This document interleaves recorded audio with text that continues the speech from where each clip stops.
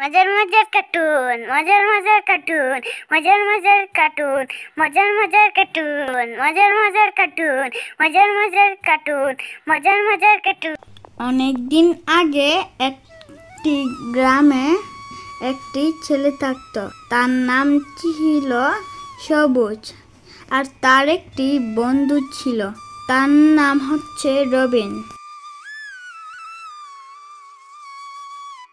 রবিন আর সবুজ সবসময় ওরা দুই বন্ধু একসাথে ঘুরে বেড়াতো। সবুজ একদিন গাছের ছায়ায় বসে আরাম করছিল। এমন সময় রবিন সবুজের কাছে আসলো। রবিন বলল, কি খবর বন্ধু, কেমন আছো? শুনলাম পাশের গ্রাম কৃষ্ণনগরে মেলা হচ্ছে, যাবা নাকি? চলো আমরা যাই আগামীকাল, খুব মজা হবে।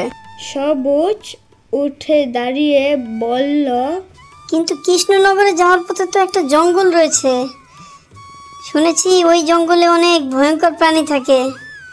কিভাবে যাব বন্ধু বলো? আরে বন্ধু ভয় পাইস না, আমি আছি না, আমি থাকতে তোর কোনো সমস্যা হতে দেব না। কৃষ্ণনগরের মেলায় যাওয়ার জন্য সবুজ রাজি হলো।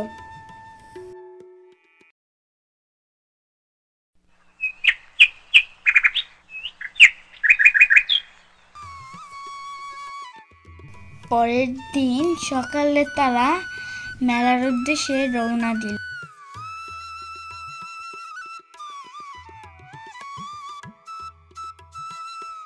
মেলা শেষ হয়ে গেলে তারা বাড়ির উদ্দেশ্যে রওনা দিল।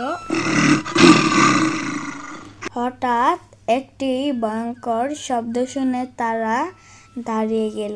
তারা দেখলো বিশাল একটি ভাল্লুক দাঁড়িয়ে আছে।